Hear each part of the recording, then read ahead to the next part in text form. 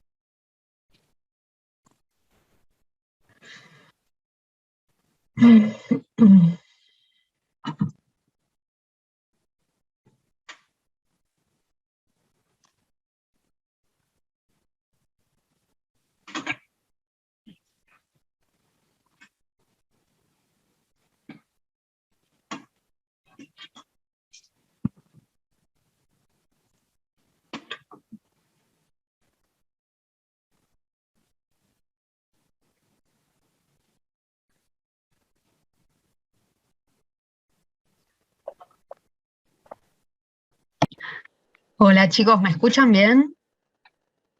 Hola, sí. Buenísimo.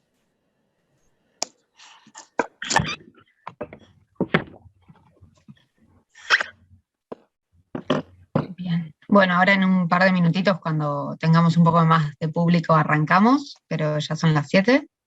Dale. Yo les cuento, yo ahora durante la clase voy a estar compartiendo pantalla, así que a lo mejor no puedo leer lo que ponen en el chat. Prefiero que me interrumpan y me hablen y listo, porque si no los puedo ignorar sin querer y no quiero que pase eso.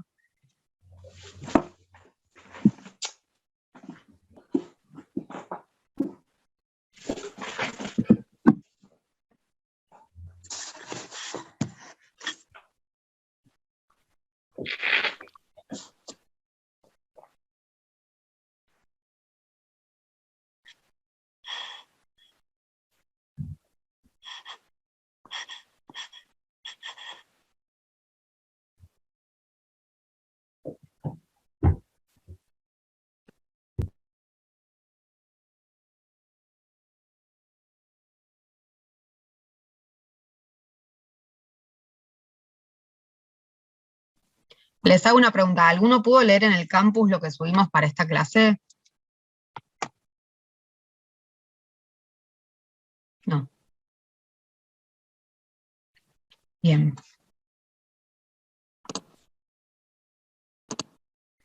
Bueno, todo lo que vemos en esta clase básicamente está contenido en el archivo que tiene el mismo nombre, que está en el campus.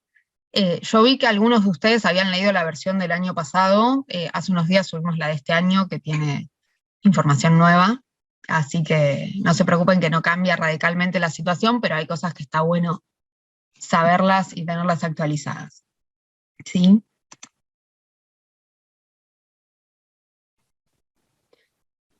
Les consulto, ¿alguno de ustedes se va a presentar en la mesa del 18? ¿Son todos regulares? ¿Alguno viene solamente, digamos, de oyente? Yo sí me voy a. ¿Vos te vas a presentar? Bien, Estoy buenísimo. regularizada de un año Bien, anterior, de años anteriores. buenísimo.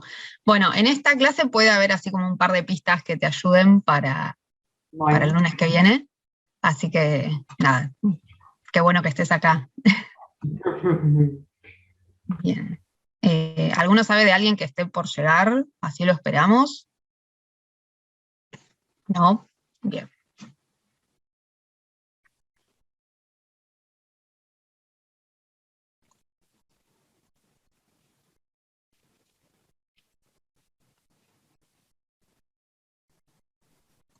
Profe, yo quizás si llego también me presento.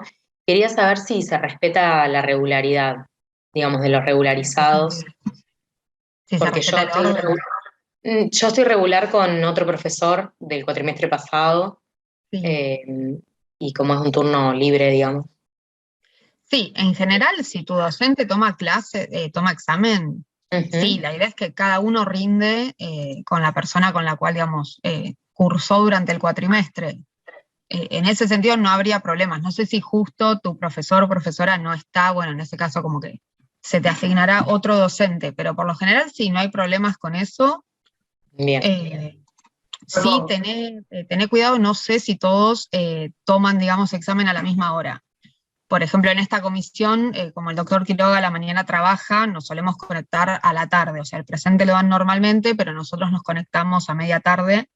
Eso es algo que de todos modos la facultad ya les va a avisar, pero a lo mejor tu profesor te dice, no, yo tomo a las 10 de la mañana, bueno, para que lo tengas en cuenta. Solamente ese detalle que, bueno, con la virtualidad Bien. como que quedó un poco desfasada. Pero sí, en Seguro principio que se suele... cuando se organicen avisan después de dar Sí, el sí, presente pero virtual. sí, tu derecho de rendir con tu profesor, digamos, mientras tu profesor esté, se respeta. Pero bueno, no te puedo garantizar que estén absolutamente todos tomando examen, eso seguro. Perdón, ¿de qué Sí, estamos hablando? ¿Qué de hay? la mesa del próximo 18 de octubre. ¿Pero qué es un parcial de esta cátedra? Es una mesa de examen. ¿Pero es una mesa de examen libre? Sí, o sea, la mesa de octubre es el próximo Ah, 18. es la mesa de octubre, está bien, perdón, pensé que era algo referido a, o sea, No te asustes, no te asustes, ah, no pasa nada. listo, No, yo listo. pregunté si alguno se va a presentar a rendir, justamente, digamos, como para ver en qué situación estaban. Pero bueno, ya somos 20, no sé si esperamos mucha gente más, yo por lo general en las clases que me conecté no vi muchas más personas, y son y 5. Así que bueno, si les parece, vamos arrancando. Yo les voy a compartir pantalla, si en algún momento no la ven o no me escuchan o pasa algo, por favor, interrúmpanme, y ya les digo, el resto de la clase también me pueden interrumpir sin problemas. Esto es bastante democrático. Bueno, les cuento, yo soy Josefina Pacheco Fanjul, fui alumna de esta comisión en su momento, después fui ayudante y ahora estoy completando mi adscripción. Así como los bebés de pandemia, bueno, yo soy una adscripta de pandemia, porque casi todo mi trabajo se ha dado por esta vía. Siempre, digamos, ustedes quédense tranquilos que siempre hay un equipo de gente del otro lado, pero bueno, no es la misma situación que vernos 2 veces por semana durante todo un cuatrimestre. Así que bueno, en base a lo que es mi trabajo y lo que son mis temas de investigación, el doctor Quiroga hace ya un tiempo me ha asignado esta clase que para mí trata sobre un tema súper divertido, espero que para ustedes también. Fundamentalmente, para mí es un tema que nos permite ver a los títulos valores totalmente insertos en el mundo real. ¿Sí? Esta es una materia que a veces tiene mala fama de que es súper abstracta o que es muy compleja o que se trata sobre estructuras lógicas, pero bueno, creo que todo esto en realidad, si uno le sabe dar la vuelta y lo sabe contrastar con la vida real, se encuentra con títulos en todos lados. Es un poco una búsqueda como de Pokémon Go, pero de títulos valores, y les aseguro que si uno busca, encuentra. En concreto, ¿ven bien mi pantalla? ¿Sí? En concreto, esta clase se trata sobre los títulos valores y su negociación en los mercados de capitales. A ver, esperen un segundito.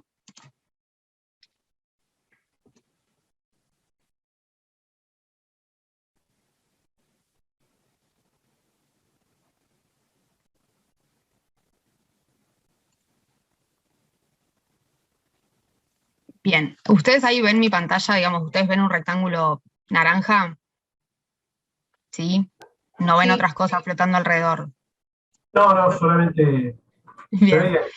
bueno, buenísimo. En este caso vamos a hablar de los títulos valores en un ámbito muy particular, que es los mercados de capitales, ¿sí? Para arrancar con digamos, la circunscripción de este tema, yo creo que es importante volver a las bases, volver a la clase número 1 y recordar qué son en general los títulos valores.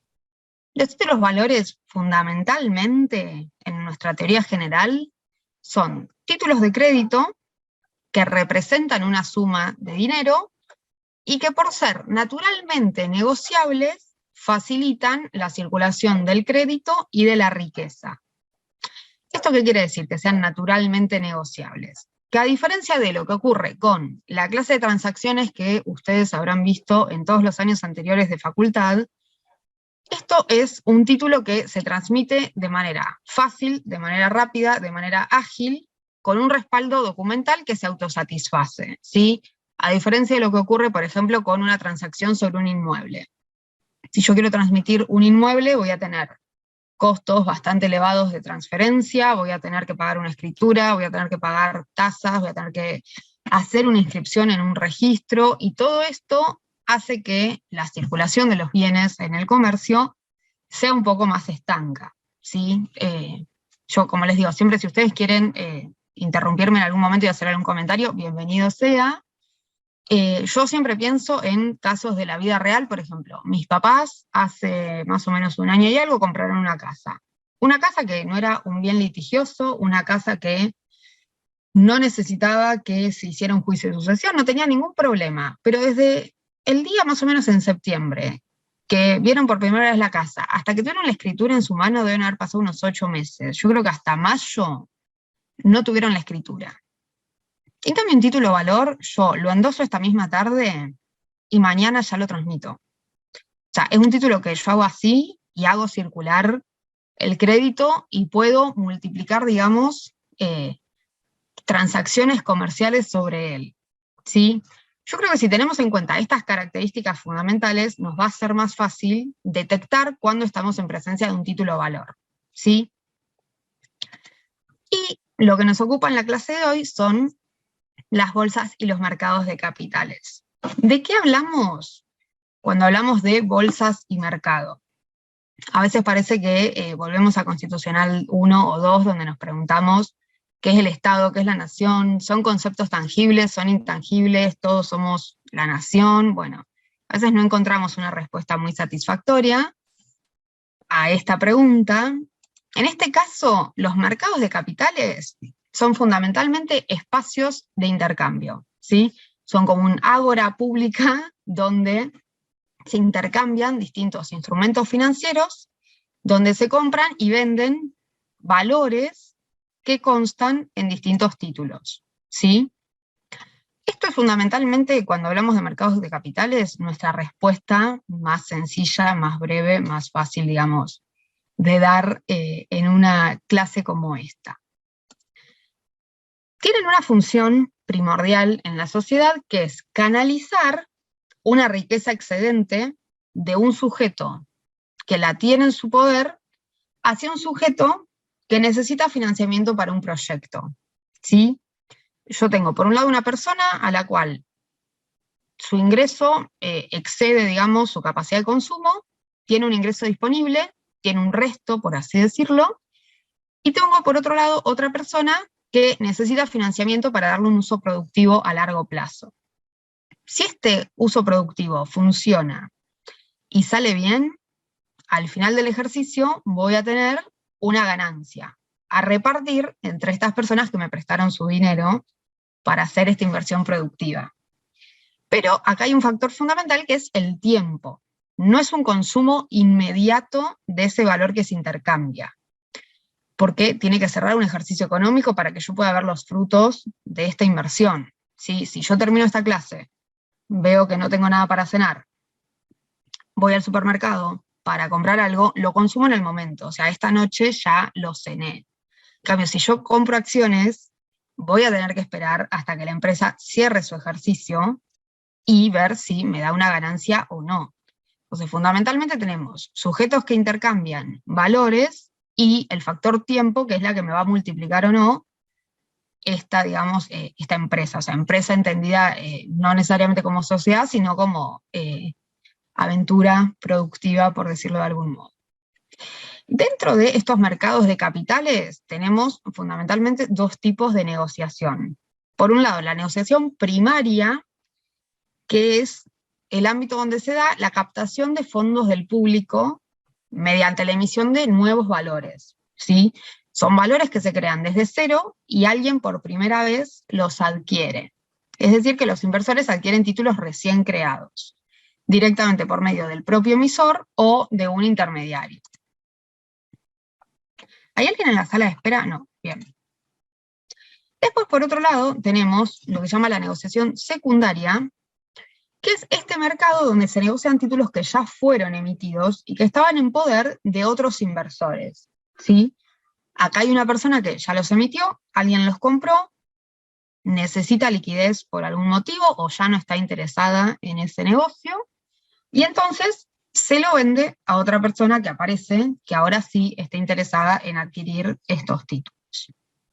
Entonces ya tenemos un escenario, tenemos un valor, tenemos el emisor y el comprador, pero también tenemos otros personajes que aparecen en este intercambio, porque el mundo es un poco más complejo que pararse en una plaza y decir, yo necesito dinero para este emprendimiento.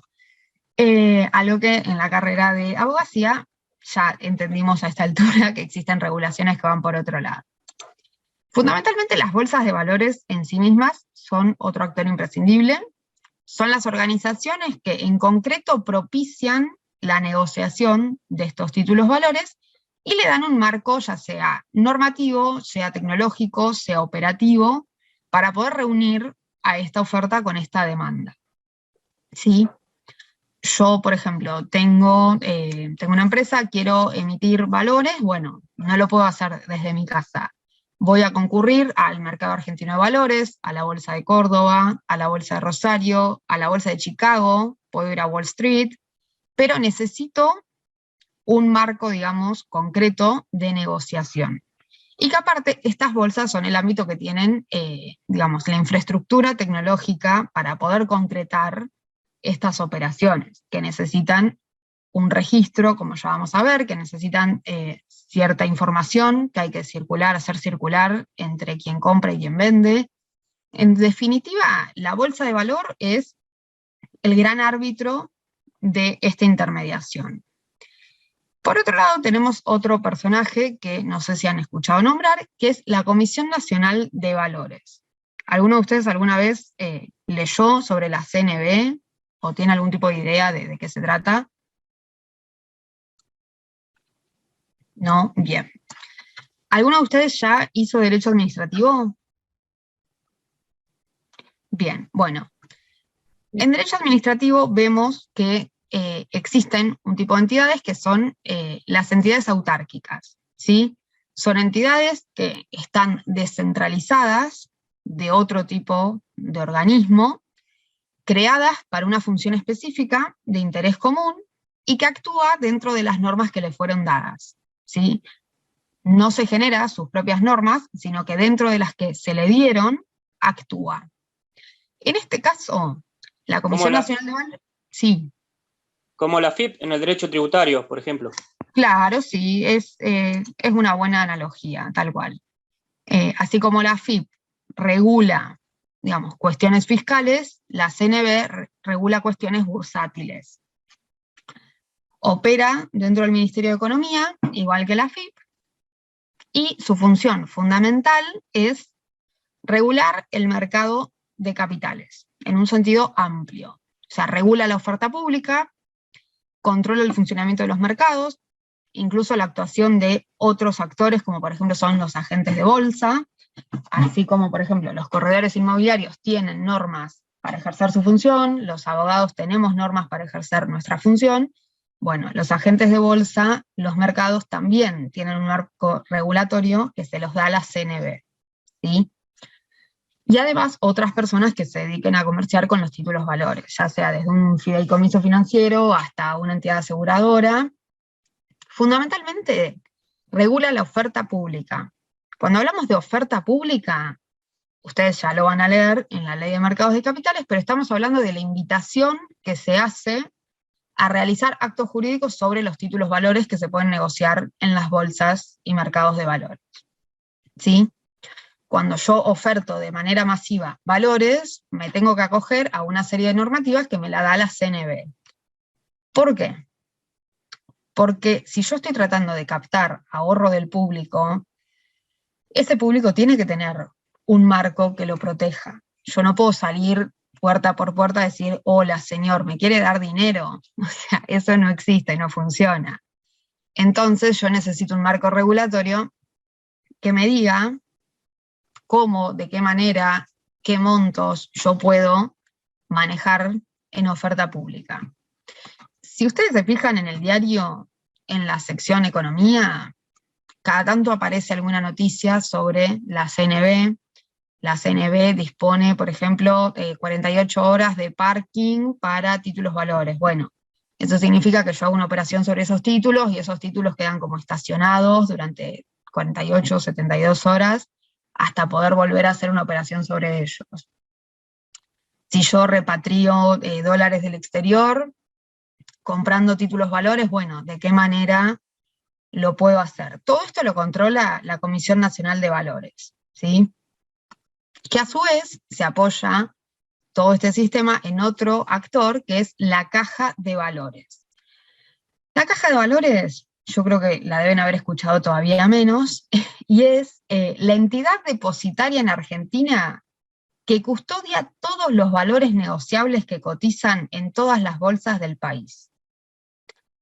¿Qué significa esto? Que la Caja de Valores, que está organizada bajo la forma de una sociedad anónima, es el depósito colectivo de todos los títulos que se transmiten en la Argentina, ¿sí? Yo, para entender cómo funcionaba la Caja de Valores, en su momento me lo imaginé como una gran guardería náutica, donde viene un carrito y hace pic, y agarra un título, lo lleva y lo deposita hacia su nuevo titular, ¿sí? Obviamente todo esto hoy en día se maneja de manera virtual. No hay en Capital Federal un galpón gigante lleno de papelitos, chicos, por favor. Esto, digamos, se relaciona mucho en palma con las clases que le dio el doctor Blum, donde hablaba de la despapelización y la digitalización de los títulos en Argentina, la ley de financiamiento productivo y demás.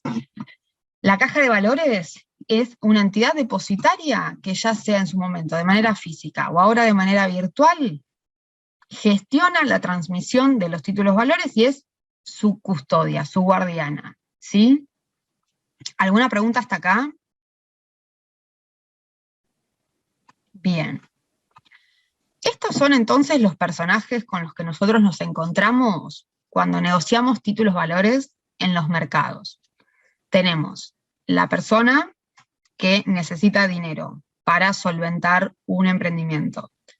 La persona a la cual, digamos, en este momento le da un exceso de dinero en sus finanzas, el escenario, que es la bolsa de valores, la CNB, que desde arriba nos dice, chicos, esto se puede hacer, esto no, y la Caja de Valores, que es la que va llevando, depositando y trayendo entre todas las personas entre las cuales se transmiten estos títulos. Ahora, ¿qué tipo de instrumentos financieros nosotros podemos ver transmitidos en un mercado de valores en Argentina? Brevemente, digamos, acá no estamos estudiando finanzas, pero sí viene bien recordar, digamos, estos conceptos. En primer lugar, tenemos lo que llamamos instrumentos de renta fija, ¿sí? Los instrumentos de renta fija son aquellos en los que yo, de entrada, ya sé en qué fecha me van a devolver el capital, qué interés me va a rendir, y cuándo va a terminar el ciclo de la inversión, ¿sí? Es una renta fija porque yo, comprando un título, ya conozco lo que voy a obtener a cambio, ¿sí? De manera bastante, digamos, precisa. Y lo fundamental es que la persona que invierte queda posicionada jurídicamente como acreedor de la persona que emite el título. Esto es lo que les contaba Leonardo, hablando de las obligaciones negociables, ¿sí? Si yo contraigo, yo por ejemplo Movistar, necesito hacer una gran obra de infraestructura porque quiero empezar a usar fibra óptica. No tengo, digamos, los fondos propios para hacerlo, bueno, emito obligaciones negociables y hay gente que compra estas obligaciones. Bueno, yo, empresa, paso a ser deudora de todas estas personas, porque estoy contrayendo una obligación de dar, en este caso, una suma de dinero, eventualmente. O sea, es un negocio tan sencillo como eso. Por ejemplo, también tenemos los bonos, que son deuda con características parecidas, pero emitidas por los estados, ¿sí? Es deuda soberana. Tanto a nivel municipal, provincial, como nacional, el Estado puede emitir deuda para solventar algunos gastos, y yo sé que cronograma más o cronograma menos, con algún que otro ajuste en el medio, pero sé a cuánto tiempo voy a cobrar los bonos y qué porcentaje de interés me van a rendir. Por otro lado, tenemos lo que se llaman instrumentos de renta variable, ¿sí? Los instrumentos de renta variable son aquellos donde justamente yo no conozco al momento de adquirir el título cuánto voy a percibir de ganancia, ¿sí? Obviamente el ejemplo más clásico que podemos presentar acá son las acciones societarias. Yo compro una de esas fracciones en las cuales se divide el capital social de una empresa, pero yo no sé la evaluación de mercado que va a tener en 1 año, o en 5, o en 10. Sí, por ejemplo, la persona que en el 2019 compró acciones de Zoom, jamás hubiera imaginado que 1 año y medio después iba a ser el programa de videollamadas más usado del mundo y que probablemente su evaluación de mercado haya aumentado muchos dígitos, muchos. Igual que, por ejemplo, no sé, alguien que compra acciones de una aerolínea. Si al día siguiente choca el avión en el medio del Atlántico con otro avión y se hunden, y probablemente la evaluación del mercado baje estrepitosamente, y lamentablemente el inversionista no vea satisfecha esa expectativa de ganar dinero invirtiendo en acciones, ¿sí? Fundamentalmente estos son los productos de renta variable. Las acciones, también hay otros, digamos, otro tipo de instrumentos llamados CDRs, que son, digamos, certificados que se emiten sobre acciones que no tienen autorización para cotizar en Argentina, pero que yo puedo, digamos, adquirir. Bueno, hay todo, digamos, esto excede a lo mejor un poco la idea de la clase, pero básicamente yo, si quiero comprar acciones de una empresa, por ejemplo, no sé, Tesla no cotiza en la Bolsa de Rosario, bueno, yo puedo adquirir certificados representativos de acciones societarias de Tesla en, no sé, la Bolsa de San Francisco, ¿sí?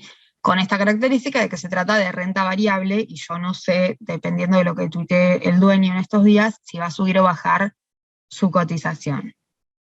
Y por otro lado tenemos los llamados instrumentos derivados, que no son técnicamente títulos valores, pero me parece importante, sobre todo viviendo en Rosario, que tengamos una idea de qué son, porque seguramente todos ustedes han escuchado hablar de FIO, de LBO y demás empresas que cotizan justamente con este tipo de instrumentos.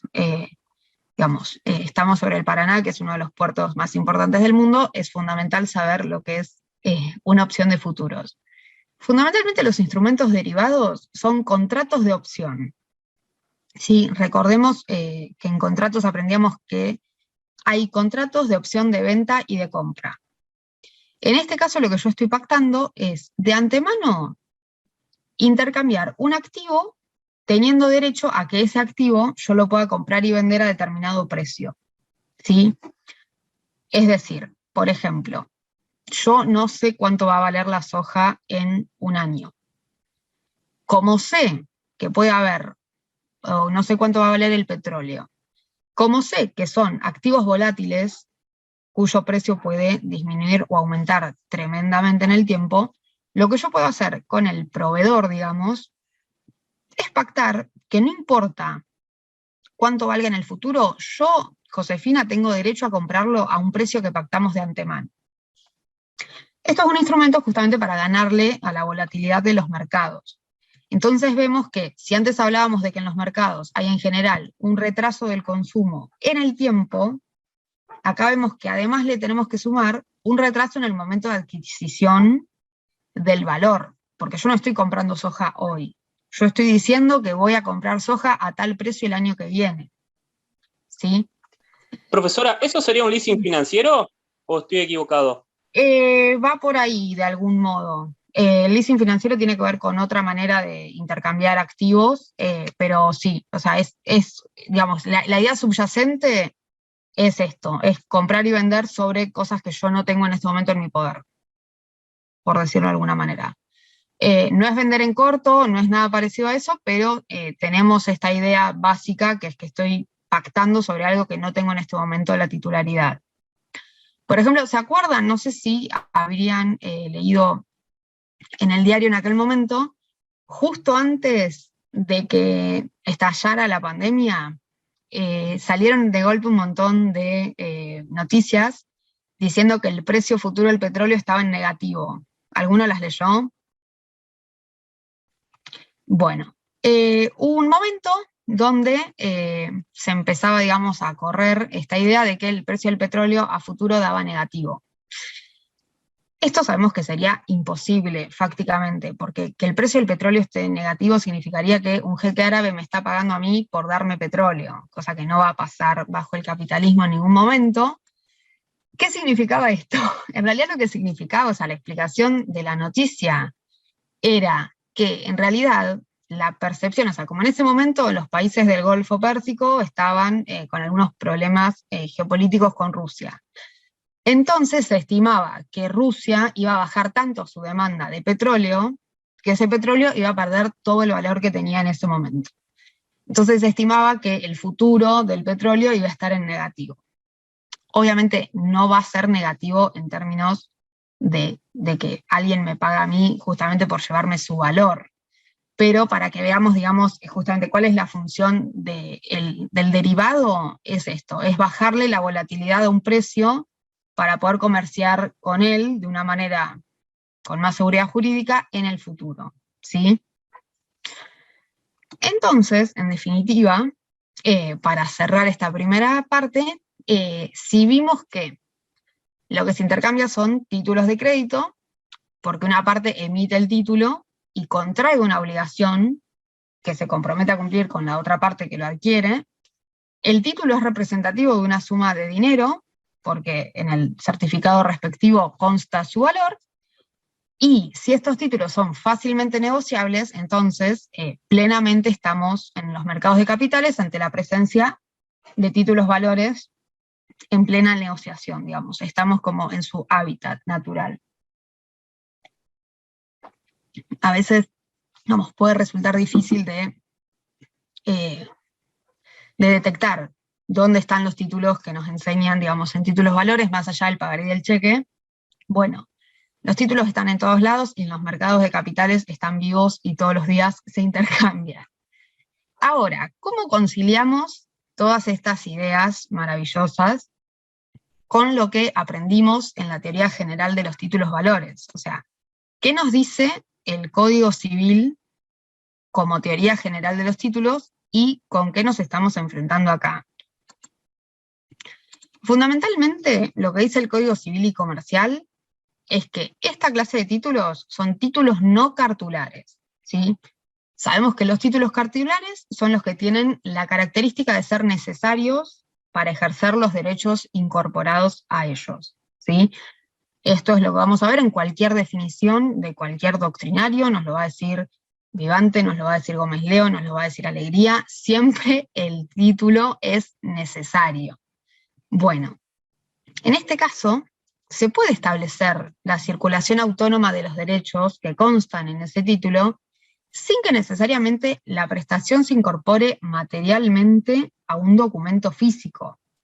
Porque justamente como decíamos en otras clases, sería una locura comprar 10.000 acciones de una empresa y que a mí venga Correo Argentino con una caja con 10.000 papelitos adentro. Sobre todo un papelito que es susceptible de perderse, romperse, quemarse, mojarse, mancharse con mate cocido cuando estoy estudiando. ¿Sí? ¿Y esto por qué ocurre? Justamente porque la digitalización de los registros, hoy en el año 2021, nos permite ver en primera plana esta desmaterialización de los títulos, y hacen que no sea necesario que el tenedor los tenga en su poder de manera física, o sea, los tiene de manera virtual, que después podemos ver qué tipo de validación tiene esta virtualidad, pero en principio nos vamos despegando de la vieja idea de que el título se lleva en la mano, se lleva en el portafolio, se lleva en la cartera, ¿sí? Por eso hablamos de que la caja de valores, por ejemplo, es entidad depositaria de estos títulos sin que tengan un respaldo físico, porque sería inviable, ya les digo, habría que tener un galpón gigante, así como los galpones, como hablamos, los galpones de aduana, bueno, que uno ve por circunvalación, habría que tener galpones enteros de títulos, y cada vez que alguien los compra y los vende, debería ir un camioncito a buscarlos y llevarlos a otro lado. No es viable para el comercio, no es viable para la industria, no es viable para la circulación de la riqueza, y tampoco para el planeta. ¿Sí? Ahora, sí, lo que el código nos va a pedir, porque estamos inscriptos en un sistema civilista, un sistema que no se despega de sus raíces del derecho romano, Lo que nos pide el código son requisitos formales para estos títulos. Es decir, sí o sí hay que llevar un registro de que estos títulos se están transmitiendo, a quién, de qué manera, bajo qué circunstancias. Por ejemplo, si se constituyen derechos reales sobre estos títulos, o incluso medidas cautelares, por ejemplo, si yo tengo un cliente que no tiene bienes inmuebles a su nombre, pero tiene 1 millón de acciones de Coca-Cola. Bueno, perfectamente yo, digamos, cumpliendo el mandato de mi cliente, puedo pedir una medida cautelar sobre estas acciones. Puedo pedir que los dividendos se usen para saldar la deuda que tiene el titular con mi cliente. Puedo pedir un embargo sobre estas acciones para que no se vendan ni se compren. Son valores y son una representación de riqueza. Entonces yo puedo actuar en consecuencia frente a estos títulos, ¿sí? Ahora, ¿quién lleva este registro? Bueno, en nuestro país, en principio, la ley de mercado de capitales habla de que la caja de valores es, digamos, la entidad depositaria, pero en realidad abre el juego a que eventualmente aparezcan otras entidades depositarias. Perdón, no lo dice, o sea, la caja de valores no está designada por la ley de mercado de capitales, sino que la ley de mercado de capitales habla de entidades depositarias, por lo cual, eventualmente, la caja de valores puede dejar de ser la única entidad depositaria del país.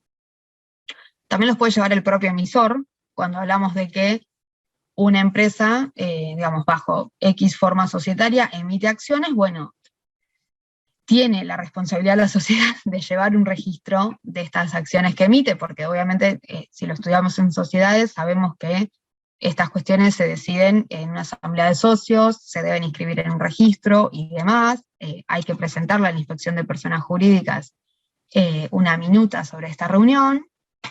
También lo pueden hacer las entidades financieras, que transmiten, digamos, ayudan a este intercambio, e incluso lo pueden hacer los escribanos. Yo la verdad no sé qué tanto se usa esta opción en la vida real, pero sabiendo que los escribanos tienen la potestad de dar fe pública, y que, digamos, tenemos la convención social de que creemos en el contenido de lo que nos dicen, eventualmente un escribano de registro podría llevar, valga la redundancia, el registro del intercambio de acciones, ¿sí?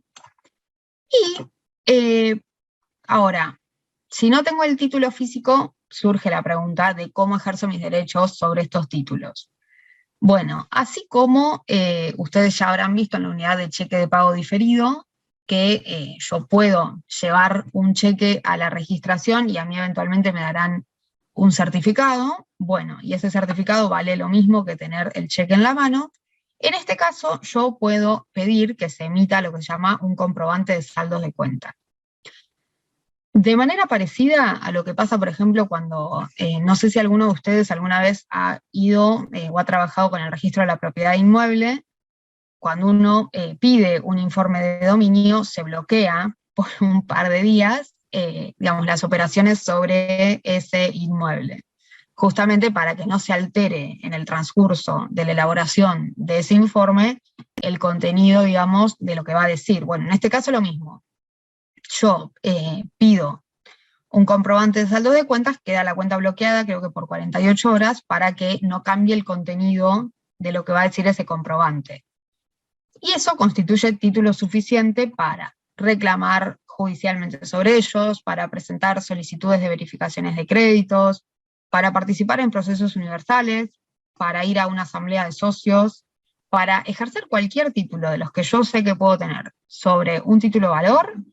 Ese comprobante me sirve. ¿Sí? El comprobante es título suficiente. ¿Qué más nos dice el Código Civil y Comercial de todas las cosas que nos dice? Esto puntualmente lo dice en el artículo 1820. ¿Quiénes pueden crear títulos valores en Argentina? Y esto lo hago como pregunta.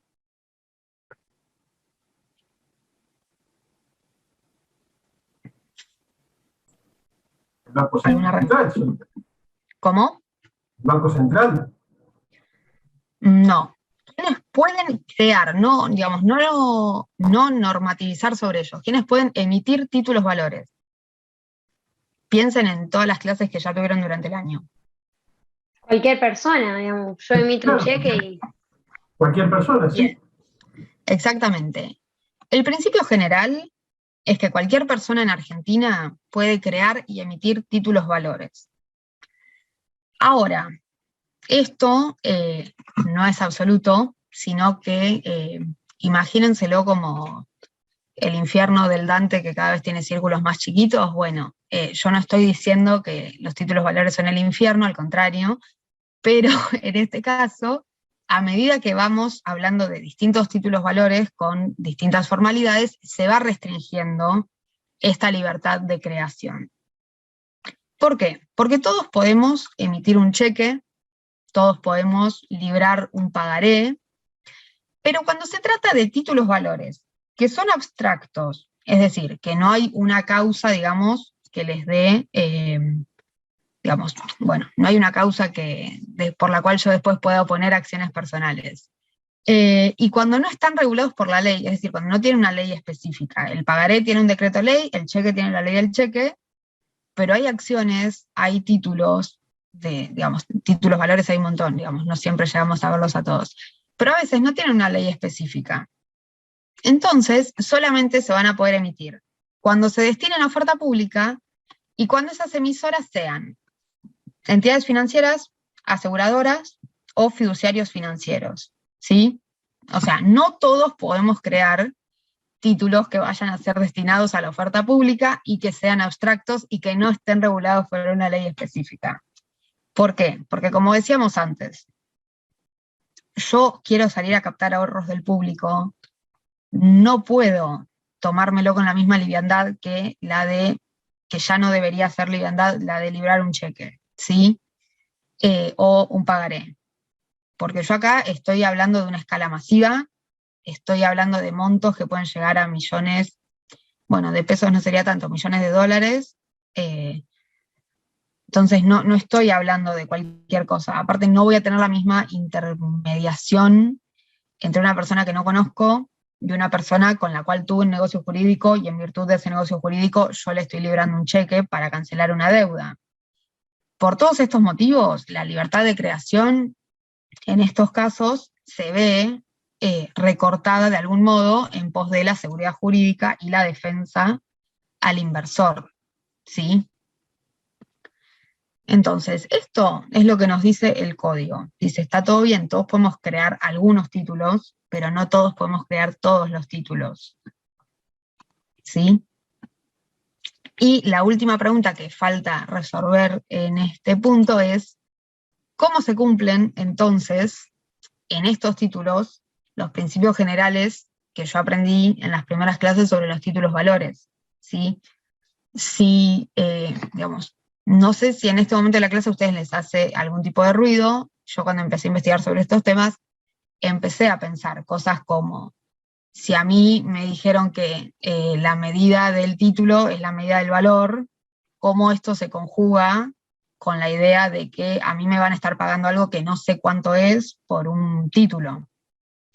¿Sí? Yo he escuchado muchas frases apócrifas atribuidas al doctor Quiroga. Hay una que dice, igual él después se la reapropió, pero hay una que dice algo así como, lo que no existe en el título, no existe en el mundo. Bueno, y efectivamente es algo para preguntarnos, ¿cómo se respeta la literalidad cuando un título de valor se está negociando en bolsa? Bueno, y la respuesta es bastante sencilla porque lo que cambia en realidad es el precio y no la medida del derecho, ¿sí? A veces hay algunos autores que hablan de que en los títulos se tiene que respetar la regla de las 4 esquinas o una cosa así, que nos dice justamente la existencia, la medida y el valor del derecho solamente se van a limitar a lo que se mencione en el título. Bueno, en este caso, justamente, lo que cambia no es la medida, lo que cambia es la evaluación de mercado. Lo que yo estoy comprando sigue siendo la misma porción de capital social o la misma cantidad de deuda al principio del contrato que al final. Lo que varió es la evaluación que le da el mercado. Si yo compré una acción, me van a pagar por una acción. Si yo compré un bono del tesoro, me van a pagar un bono del tesoro, ¿sí? Por ejemplo, la persona que compró acciones de Mercado Libre, no sé, cuando salió la bolsa, pongamos en el 2003, si ya había oferta pública inicial. Bueno, la persona que compró acciones de Mercado Libre en el 2003, hoy probablemente sea millonaria, pero no porque le multiplicaron el precio, le multiplicaron la cantidad de acciones, sino porque se multiplicó el precio. Sí, no sé si alguno de ustedes vio The Social Network, la película de Facebook. Hay una escena donde la película tiene un montón de años, si no la vieron no pasa nada, pero digamos, no es que estamos spoileando, pero en un momento uno de los personajes que dice que fundó la empresa, en un momento dice, che, pero mi participación accionaria se licuó y ahora es el 0,0 algo. Bueno, en este caso estamos viendo justamente una mala práctica, o sea, hay una defraudación a este fundador, porque sí se está disminuyendo la medida de su derecho. O sea, alguien está emitiendo acciones sin su consentimiento, y entonces en vez de tener un quinto de la empresa, tiene un 28avo. Bueno, eso es lo que no hay que hacer. Si a este chico le hubieran respetado esa proporción, probablemente hoy también sería millonario y lo conoceríamos y saldría, digamos, así en charlas TED y cosas por el estilo. Pobre hombre. Después tenemos otro de los principios generales de los títulos, que es la autonomía. Siempre, acuérdense que cuando hablamos de los principios generales de los títulos, puede llegar a confundirse la autonomía con... ay, chicos, hoy estoy muy trabada, trabajé todo el día. La autonomía con la abstracción. La autonomía tiene que ver con las personas, la abstracción tiene que ver con la causa, ¿sí? Por si se les llega a confundir para el examen. La autonomía significa que cada comprador, a diferencia de lo que ocurre en el derecho civil, adquiere los títulos de manera originaria. Y justamente esto se expresa plenamente en los títulos valores que se cotizan en los mercados de capitales, porque no sería, no sería viable para el comercio. Si yo comprara acciones de Coca-Cola, que es una empresa que tiene no sé cuántos, 140 años, 150 años, y que probablemente en los mercados cotice hace mínimo 100, si yo las comprara de manera derivada, yo debería cargar con todas las cosas que hicieron sobre esos títulos, con todos los actos jurídicos que hicieron todos los portadores anteriores a mí durante más de un siglo. Eso no sería viable. Por eso hay una desvinculación entre el derecho que yo adquiero y la posición jurídica que tenían las personas que vinieron antes de mí, porque si no, no habría circulación de los títulos. Distinto es como hablábamos antes, si yo compro una casa, obviamente yo la casa la compro en el estado en el que está. Pero en este caso, cuando hablamos de títulos valores, es posible adquirir un derecho, digamos, transmitir un derecho mejor del que uno adquirió, porque se subsana con la transmisión, ¿sí? Siempre recuerden, cuando yo compro títulos, los compro, digamos, de manera originaria, de cero, o sea, es como que así limpio de pecado. Después, este puede ser el principio más controvertido, que bueno, yo tengo mi postura sobre qué significa de verdad necesidad o no, que es que hay quienes sostienen que la necesidad está desapareciendo con la desmaterialización de los títulos. Yo creo que la necesidad sigue viva, porque la necesidad no es solamente física. La necesidad es documental, para mí. Si yo tengo un documento digital, sigue siendo necesario presentarlo al cobro. O sea, que yo no lo tenga en mi mano no significa que no sea necesario tener algún tipo de soporte para acreditar que efectivamente yo soy, digamos, la portadora legitimada. Y después, justamente como hablamos antes, la abstracción. Si no hay un negocio que a mí me sirva de causa, no hay excepciones para el pago. Son títulos abstractos, porque esto sí, no es una frase, digamos, apócrifa, sino que yo la vi en vivo. Algunas veces el profesor dice que nadie se levante y dice lindo día para librar cheques. Que efectivamente, nadie libra un cheque o un pagaré porque sí, si no es para saldar una deuda preexistente. ¿Sí? En este caso, si no hay un negocio que sirva de causa, porque son títulos abstractos, los títulos que se negocian en los mercados de capitales, no puede haber excepciones personales que a mí me opongan para hacerme pagar, ¿sí? O sea, no hay excepciones que sean trasladables al pago de la obligación. hasta acá, más o menos, se entiende, digamos, cómo se concilia el mundo de los mercados con la teoría general de los títulos. Bien. Sí, ¿quién hablaba? Claudia. Sí, Claudia, te escucho. Sí, ¿se entendió? Respondía. Claro, gracias. Bien, yo acá diría que les traje... Una cosa, perdón, ¿se escucha? Sí, te escucho, Gabriel. Este Power, porque lo estoy buscando, ¿este Power está subido al campus o no? No, en el campus hay un archivo que se llama igual los títulos valores y su negociación en los mercados de capitales. Sí, ese. Sí, esto, digamos, la presentación es una versión resumida. Lo que está en el campus es la versión académica, con fuentes y con, digamos, la reglamentación de la CNB actual un poco más detallada. Esto es solamente un pantallazo de cómo opera esto en el mundo. Perfecto. Sí, de todos modos, cualquier duda, ustedes me mandan un mensaje en el campus, digamos, me pueden preguntar cualquier cosa y la respondemos por ahí, y si hace falta, digamos, lo hablamos de vuelta. No se preocupen por eso. Yo acá diría que les traje, pero bueno, no les traje porque estoy en mi casa y ustedes están en la suya, pero esto es un título que estamos trabajando con un cliente mío que quiere emitir títulos para financiar, digamos, su nueva empresa, justamente empresa entendida como proyecto. En este caso, obviamente esto está en estado embrionario, todavía hay cosas por retocar, pero este puede ser eventualmente un buen ejemplo de un título emitido 100% de manera digital, ¿sí? Esto es una empresa de triple impacto, es decir, una empresa que digamos, se basa en lo sustentable y en la ecología, y por lo tanto no va a tener un soporte físico de sus acciones, sino que todo va a ser en formato digital. Obviamente esto requiere un nivel de autenticación, un nivel de seguridad informática bastante elevado. No es un PDF, o sea, si ustedes le sacaran una captura a la pantalla y lo quisieran intercambiar, no sería posible porque sería una imagen y esto, digamos, está encriptado en blockchain, pero por lo menos pueden ver de qué se trata.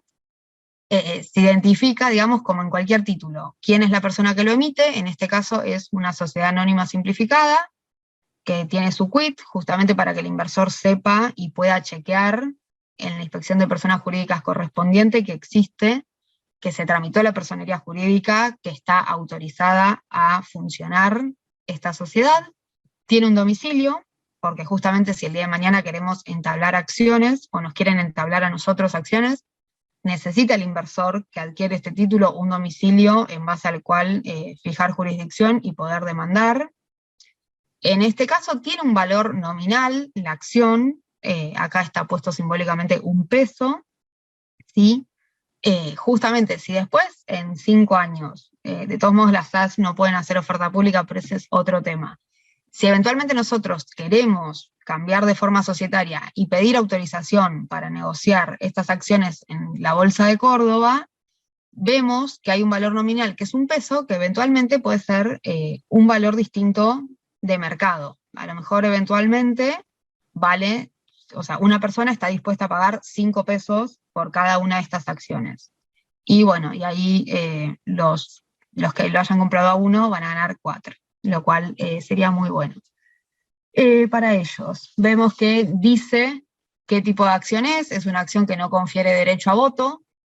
Ustedes recordarán de sociedades que hay acciones que tienen derechos preferenciales a nivel político, otros tienen derechos preferenciales a nivel económico, algunas no tienen ninguno de estos derechos preferenciales, no son ni preferidas ni prioritarias, y dice justamente emitidas por esta sociedad, en la ciudad de tanto, se le hace partícipe de tantas acciones, adhiriendo a los derechos y obligaciones. Nosotros a cada una de las personas que quiera comprar estas acciones les vamos a justamente, de algún modo, extender toda la información necesaria sobre la sociedad, porque es el derecho del inversionista a saber qué está comprando.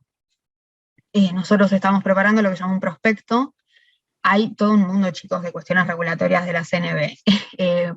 así de manera súper breve, o sea, es un prospecto como si fuera cuando uno compra un medicamento, bueno, pero para comprar acciones, diciendo acciones de qué, para qué vamos a usar el dinero, esto de que somos una empresa en tales y tales condiciones, y tiene, digamos, la firma digital del representante legal, que es esta persona, y eventualmente esto va a ser validado por muchas cuestiones de seguridad informática, para que no sea una imagen en PNG de lo que está comprando la persona, sino que de verdad sea una acción, ¿sí? Bueno, obviamente esto me encantaría mostrárselos en vivo y poder hacerlo un poco más detallado, pero creo que se ve bastante claro. Yo quería que las acciones fueran rosa, pero como es una empresa ecológica me dijeron no va a ser verde, así que perdí por esta vez.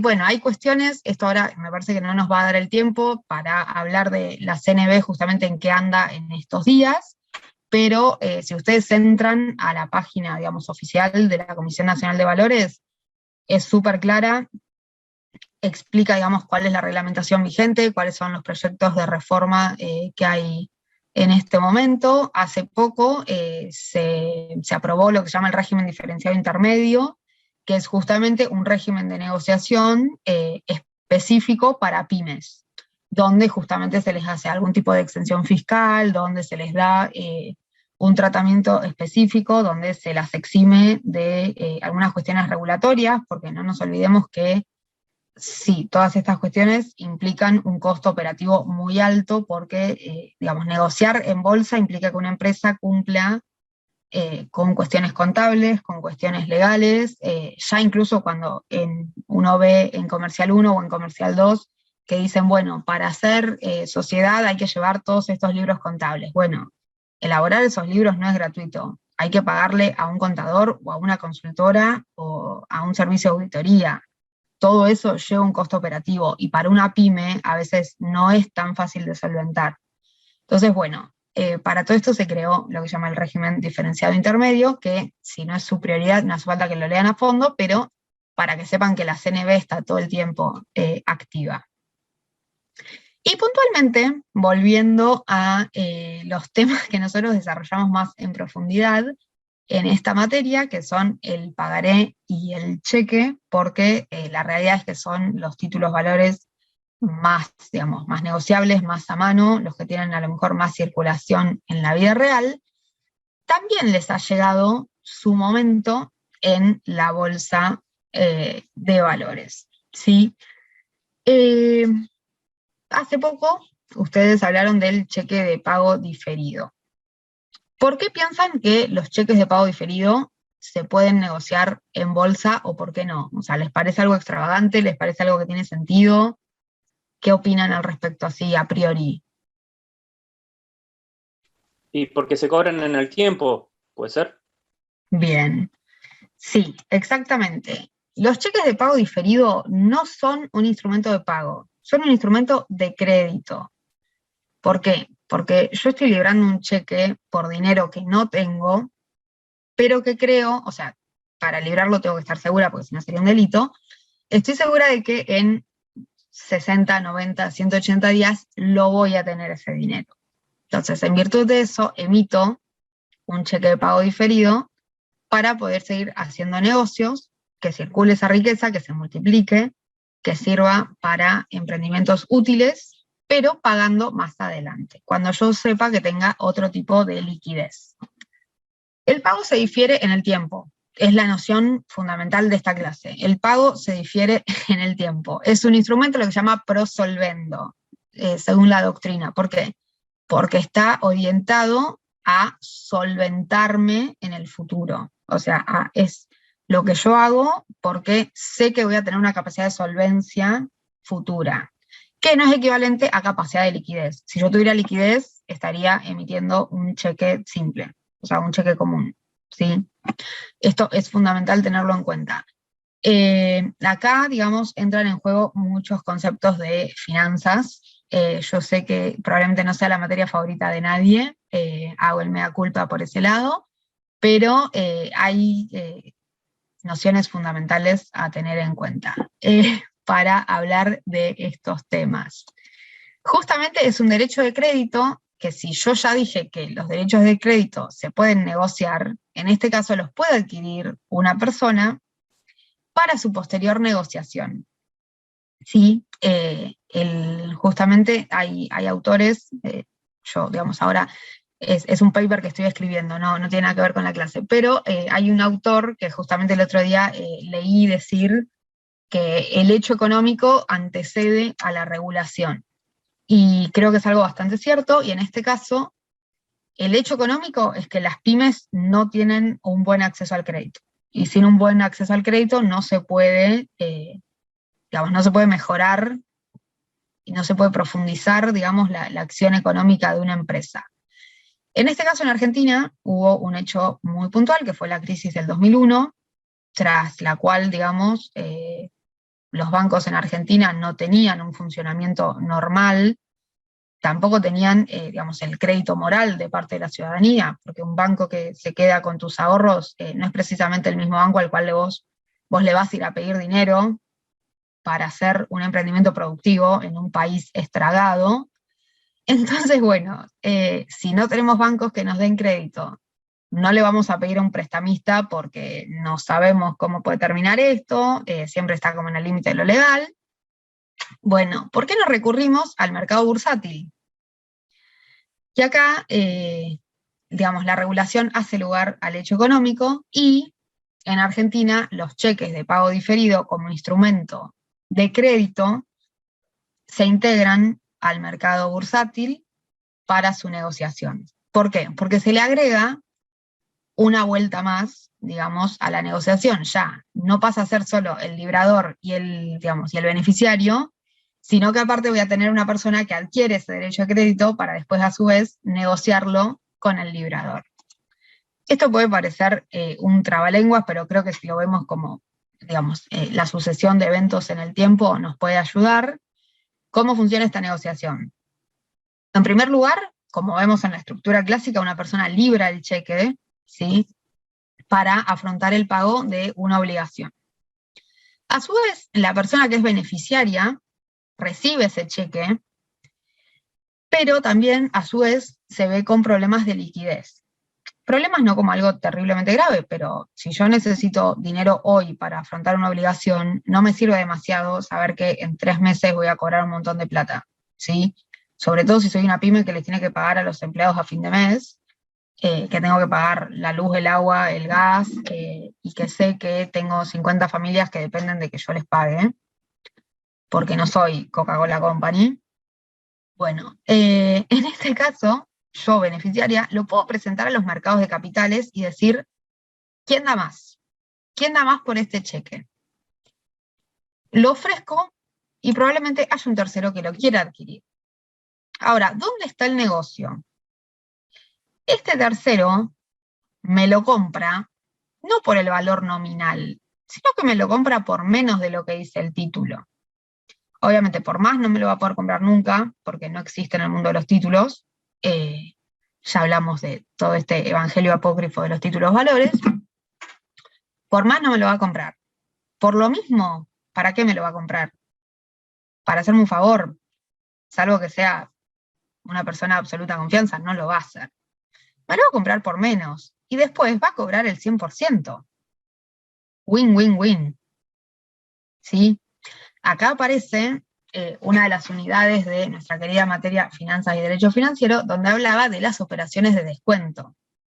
Las operaciones de descuento son justamente operaciones donde se presenta un cheque, o sea, en este caso un cheque, se presenta un título al cobro antes de su fecha de pago y se descuenta en base, digamos, se descuenta una cierta porción de ese precio en base al tiempo que falta hasta su vencimiento, ¿sí? Entonces, por ejemplo, si el cheque es por 100.000 pesos, pero falta un mes para cobrarlo, la persona a mí por ese cheque me va a dar 85. Es más, de hecho hay tablas para calcular los descuentos.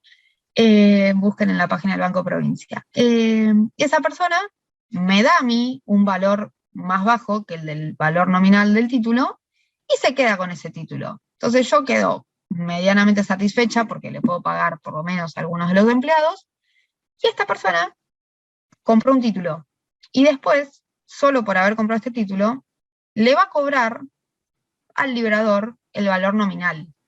O sea, vuelve a la persona que me emitió este cheque y le va a decir, hola, vengo a cobrar este cheque que usted libró por 100.000 pesos. Y el librador se los va a pagar. Entonces, esto abre un abanico, digamos, gigante de negociación de títulos que vuelve, digamos, a darle vida y circulación a un título que puede parecer más estático o menos atractivo, justamente por este retraso del consumo de la riqueza en el tiempo.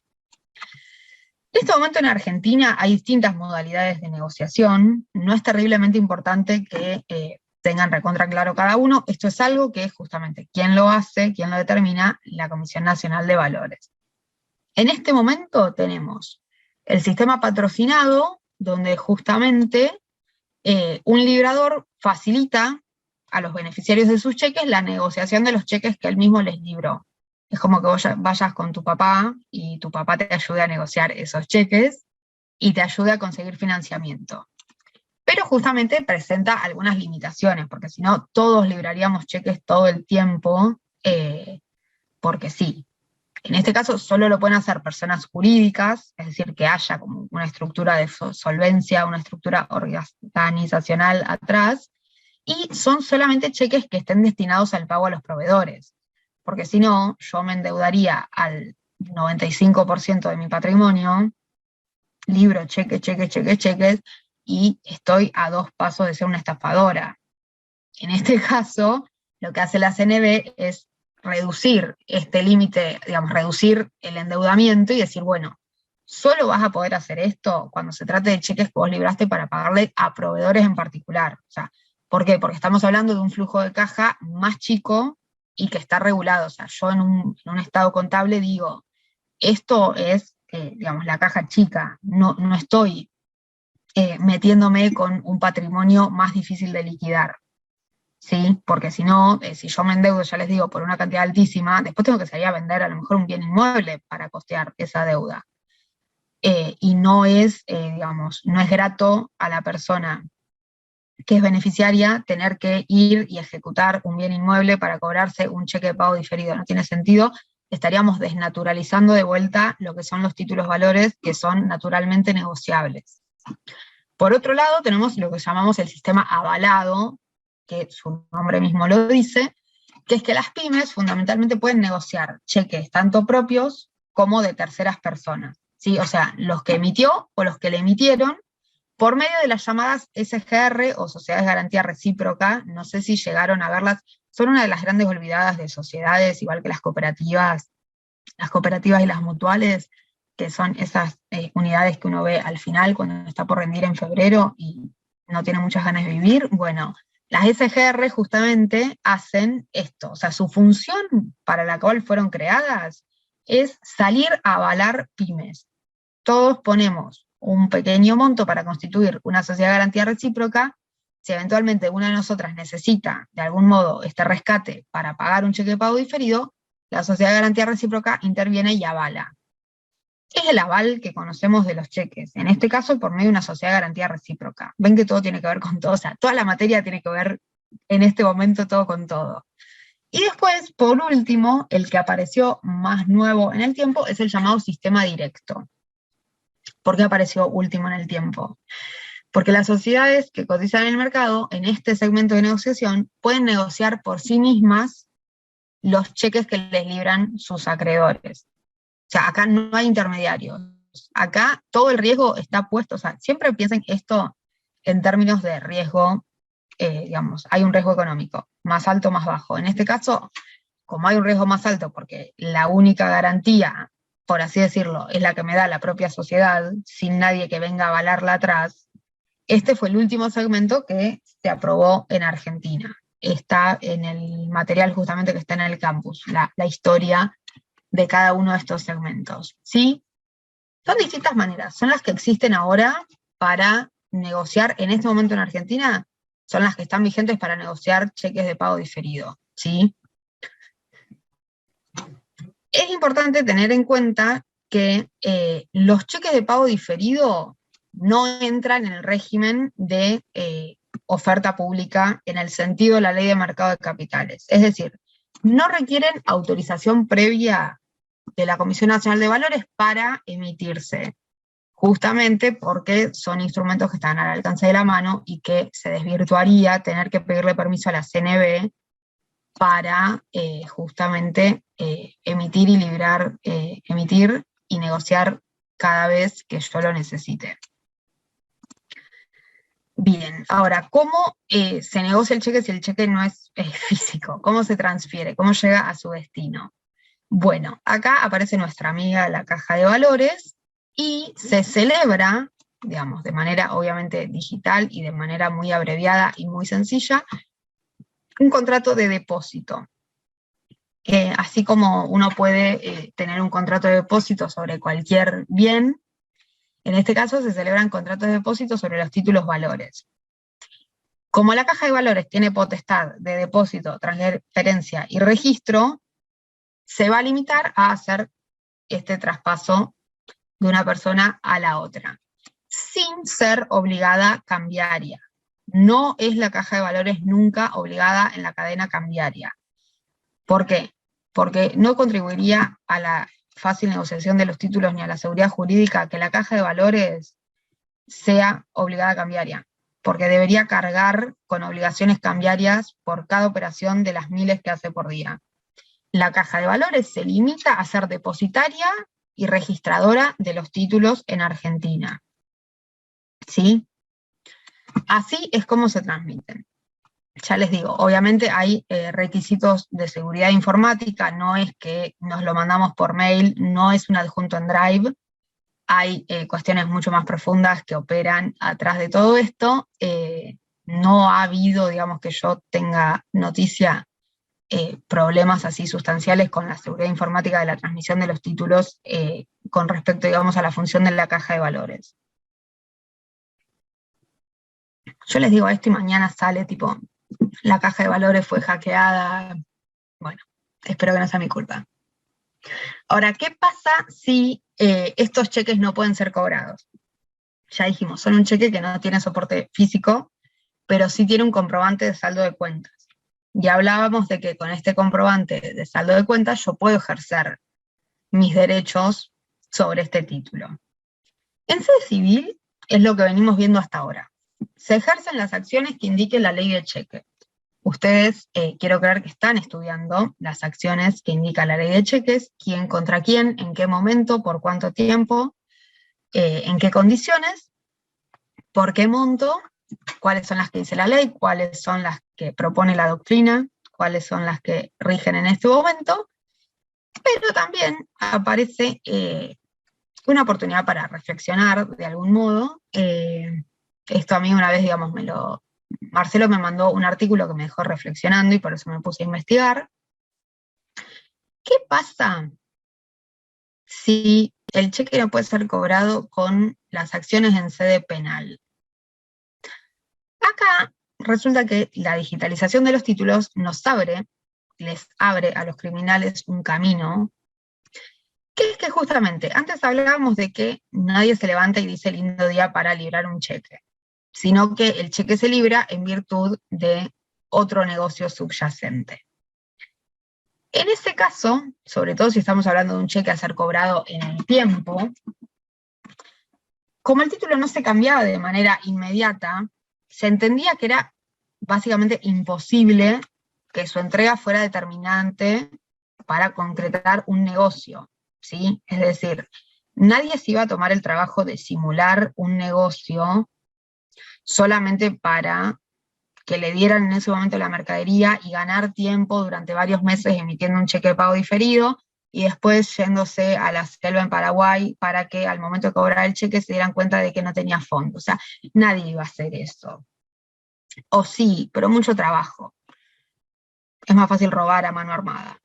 En este caso, como el título se puede cambiar de manera inmediata en un mercado, sí puede existir, o sea, tenemos que tener en cuenta la posibilidad de que una de las partes, ya sea el que emite el título, como el que lo hace circular comprándolo y vendiéndolo, bueno, en realidad vendiéndolo, pobre el que lo compra, que sepan que hay una imposibilidad de cobro y aún así lo hagan circular. En ese caso, podría eventualmente haber un delito de estafa, ¿sí? Eventualmente. Es para tener en cuenta la posibilidad. Después podemos ver que siguen vigentes de algún modo los delitos de cheque sin fondo, cheque que no puede ser pagado, contraorden de pago, frustración maliciosa y libramiento del cheque en formulario ajeno. ¿Por qué? Porque sabemos que alguien puede acceder, por ejemplo, de un e-check que se libra, digamos, desde home banking, alguien puede acceder a mi cuenta y empezar a emitir cheques. Bueno, todos estos delitos se transfieren a la esfera digital, pero existe la posibilidad de que sigan, digamos, existiendo. Habrá que ver, digamos, cómo evolucionan las estadísticas a futuro. Y por último, mi favorito, que es bastante controvertido como título, que es el pagaré bursátil. El pagaré bursátil es también un título que aparece porque el hecho económico antecede a la regulación, y es tal vez el más nuevo, es el que hace menos tiempo conocemos en Argentina, que justamente está bastante controvertido porque hay gente que dice esto no se puede llamar pagaré, pero bueno, también había gente que decía una sociedad unipersonal no se puede llamar sociedad. Y bueno, y también hubo gente que dijo matrimonio es, bueno, algunas cuestiones. El pagaré cartular, o sea, el pagaré físico que conocemos de toda la vida, no es un instrumento pro solvendo, sino que es pro soluto, justamente. Tanto el pagaré como el cheque común son instrumentos que tienen un soporte físico y que cancelan en un pago la obligación. El pagaré bursátil no. El pagaré bursátil nace electrónico y la obligación no necesariamente se cancela en un solo pago. ¿Sí? O sea, no se resuelve la deuda con el mismo título. El pagaré bursátil esencialmente admite el pago en cuotas, ¿sí? O sea, se programan vencimientos sucesivos a ser pagados a lo largo del tiempo. Ahora, ¿cómo hacer que esto no se vuelva una tarjeta de crédito? O sea, ¿cómo hacer para que de algún modo siga siendo un título de valor con la inmediatez en el cobro? Bueno, para esto el legislador prevé que ante la falta de pago del capital se produzca el vencimiento de todos los plazos que quedan, es decir, se da la exigibilidad del crédito total restante. O sea, yo no pago una cuota, bueno, automáticamente debo todo lo que falta pagar, porque si no, sería un negocio normal en cuotas. En este caso, conserva, digamos, de pagaré esta exigibilidad del total del título. Obviamente hay requisitos formales que hay que revisar, porque esto que parece ir tan contra el hueso de lo que es un pagaré, ¿cómo conjugamos los requisitos formales de un pagaré con un pagaré bursátil? Bueno, en primer lugar, hay que pensar dónde está el lugar de pago, porque si yo lo emito, yo me voy un fin de semana a Paraguay a un congreso, y desde mi computadora libro un pagaré bursátil. ¿Cuál es el lugar de emisión? ¿Dónde se paga? ¿Dónde se cobra? ¿Dónde se plantean las acciones? ¿En Asunción? ¿En Rosario? ¿En el cable de las Toninas, donde se cruza toda la internet de Latinoamérica? ¿Dónde? Bueno, se dispuso que sea el domicilio del agente del depósito colectivo, que en este caso es la Caja de Valores. O sea, los pagarés se entienden librados en Argentina cuando su transmisión, registro y depósito se dé en la Caja de Valores, para justamente darle una seguridad jurídica a la persona que lo está adquiriendo, porque si no, no sabría a qué ley está sujeto cuando compra, digamos, un pagaré. Sin protesto, porque ¿a dónde voy a ir a protestar? Sin designación de beneficiario, porque también, si lo emito a favor de una persona determinada, ¿cómo lo hago circular después en los mercados de capitales? ¿Sí? Bueno, en este caso, directamente se le pone la leyenda para ser negociado en los mercados de capitales. Y se entiende que se usa la modalidad de día fijo, porque justamente si estamos hablando de operaciones de descuento, yo tengo que saber con certeza desde qué día comienzo a computar esta operación de descuento, ¿sí? Esto es, en muy, muy, muy breves palabras, el pagaré bursátil. Yo estoy investigando sobre esto, estoy, digamos, buscando cómo existe, cómo se comporta, estoy, digamos, viendo el comportamiento del pagaré en los mercados de capitales. A mí me parece recontra interesante y, bueno, de vuelta, me parece que es una vuelta que le encuentra el mercado ante el ahogo, digamos, del crédito. Sí, hay que tener en cuenta que, a diferencia de lo que ocurre con los cheques de pago diferido, el pagaré bursátil sí goza de oferta pública. Es decir, sí su negociación tiene que estar previamente autorizada por la Comisión Nacional de Valores y sí queda sujeta a la Ley de Mercado de Capitales y sus modificatorias y sus reglamentaciones, ¿sí? ¿Qué pasa si este pagaré no puede ser cobrado? Bueno, volvemos a lo mismo. Se ejercen las acciones que diga el decreto ley. Confío en que saben lo que es una acción de pago anticipado, confío en que conocen cada una de esas acciones, quién las puede interponer, quién se puede defender, de qué se puede defender, y hasta el momento no han surgido, digamos, acciones diferenciadas para el cobro de un pagaré bursátil, ¿sí? Bueno, no sé si tienen alguna pregunta en general, algún comentario, si alguno de ustedes opera con estos títulos, cualquier, digamos, cuestión. No sé si hay algo en el chat que no he leído, pero bueno, este es el espacio, digamos, para que cualquier cosa me pregunten o quieran comentar.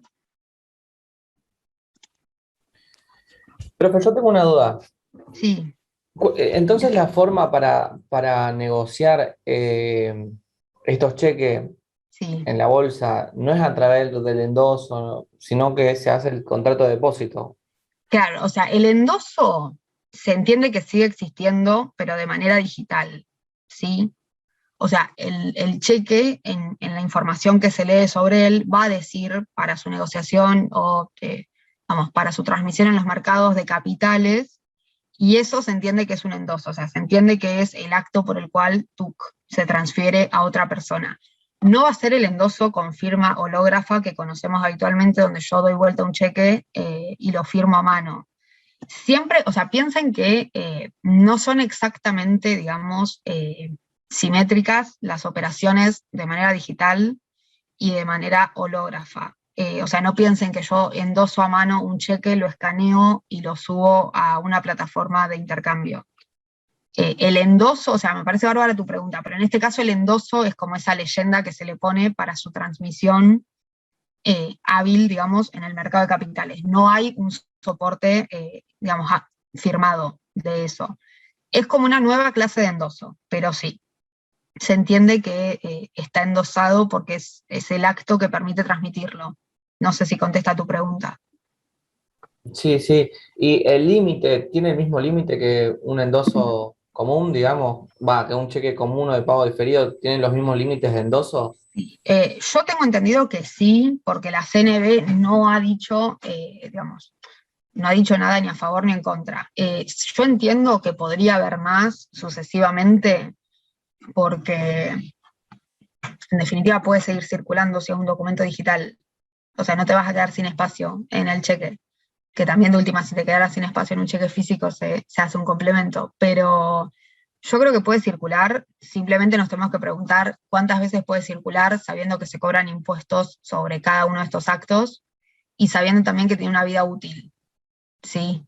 O sea, porque ya hay una operación de descuento inicial, ¿cuántas operaciones de descuento se podrían hacer sucesivamente, efectivamente teniendo un beneficio para las partes involucradas? ¿Sí? Claro, claro.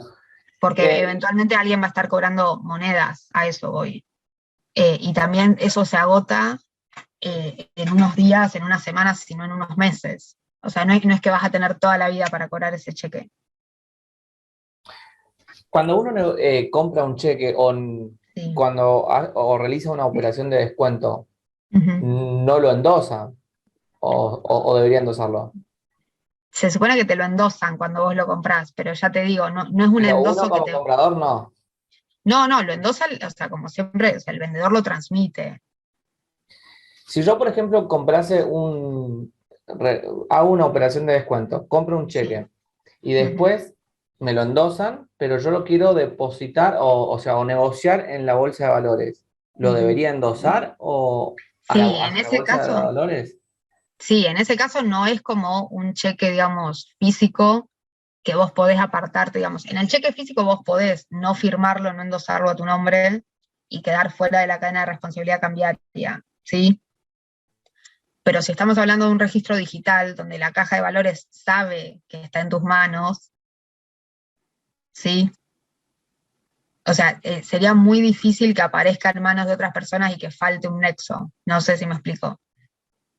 Con un cheque físico vos se lo podés dar a cualquier persona, o sea, te lo pueden dar a vos se lo podés dar a otra persona y no firmarlo nunca, y que nunca se sepa que estuvo en tus manos. Pero en el caso de justamente también es otra cara, digamos, de estos negocios digitales, que siempre va a haber un registro en algún lado, sobre todo si es tecnología donde se abre y se cierra, digamos, como un bloque de información cada vez que se ejecute una información sobre el título. Claro. ¿Sí? Sí. Bueno, gracias. O sea, no de nada, pero bueno, eso es también para tenerlo en cuenta. Obviamente, o sea, yo no creo que sea ni mejor ni peor lo físico o lo digital, o sea, me parece que endiosar el soporte digital tampoco es la respuesta, pero sí hay que tener en cuenta que todas estas operaciones quedan registradas en algún lado, sobre todo si la caja de valores es diligente y anota todas las operaciones sobre un título, y son también, digamos, que cadenas de información que se supone que son difíciles de violar. Una pregunta. Sí. Vos dijiste que, bueno, respecto a los cheques, es solo para los cheques de pago diferido. Sí. El cheque común tiene 30 días de vida, digamos, hasta poder presentarse. ¿Cómo?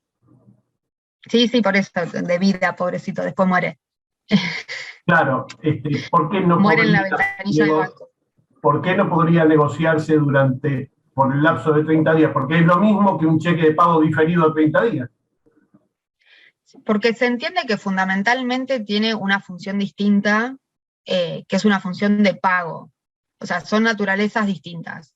Más allá de estos 30 días de vencimiento, no se ve al cheque de pago común como un modo de financiación, como si se asume que es el cheque de pago diferido. O sea, es interesante tu pregunta, pero se supone que, digamos, nadie pagaría una operación de descuento por un cheque de pago común que se puede llevar una ventanilla y cobrárselo.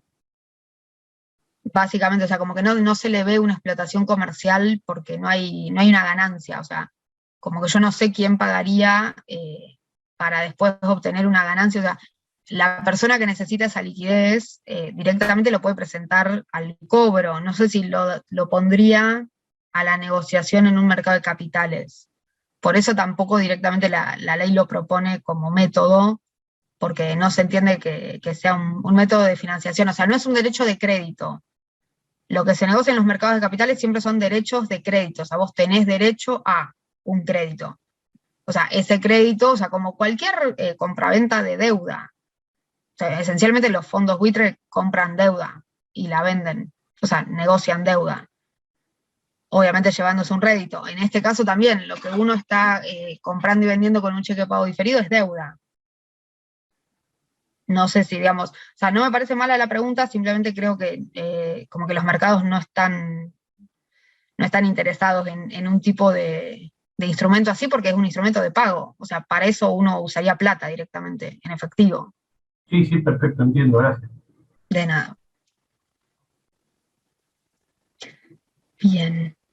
¿Alguna otra cuestión o algo digamos, que así como que tengan ganas de comentar? No sé si alguno vio, hay una lista, no sé si se las han pasado, hay una lista que hemos creado, digamos, de parte de la cátedra, con un montón así de material audiovisual, películas, obras y demás, que hablan sobre temas de títulos, que a lo mejor, bueno, les pueden ayudar a poner en perspectiva. ¿Alguno vio The Big Short? La película que en realidad es como un medio documental. Bueno, si la pueden mirar, si no están muy urgidos por otras cuestiones, explica, digamos, de una manera bastante, no sé si clara, pero digamos, de una manera bastante directa, todo lo que es la compra y venta de deuda, los activos subyacentes. En castellano, ¿cómo es? Porque por ahí No sé cómo se llamó en castellano, pero a ver, te la dejo acá en el coso, en el chat. Si la googleás así, seguro aparece. En Netflix estaba hasta hace un tiempo, seguro. Pero bueno, explica, digamos, cómo funciona el comprar y vender deuda en los mercados y por qué este tipo de instrumentos, digamos, es idóneo para ser comercializado. Pero bueno, al margen, después de que obviamente pueden surgir un montón de preguntas de si es ético o no, podemos hablar de la creación secundaria del dinero, un montón de cosas recontra interesantes que me parece que es un poco tarde y que excede un poco el scope, digamos, de la clase. Pero bueno, espero que hayan disfrutado o por lo menos entendido de qué se trataba. Es básicamente como perdón, la vi, es una película... Sí, lo que pasa es que no la gran apuesta. Sí, claro, sobre la bolsa, sobre la caída de la bolsa del 2008. Claro. Sí, que fundamentalmente, si lo reducimos de una manera muy, muy simplista, se debió, o sea, había un gran activo subyacente que nunca en la historia de la humanidad se pensó que podía ser un activo subyacente, que es el derecho a la vivienda. ¿Qué pasa cuando se especula y se toma a una hipoteca como activo subyacente? Bueno, es como una gran caja china de deuda. Pero bueno, funciona para mostrar cómo se manejan estos mercados.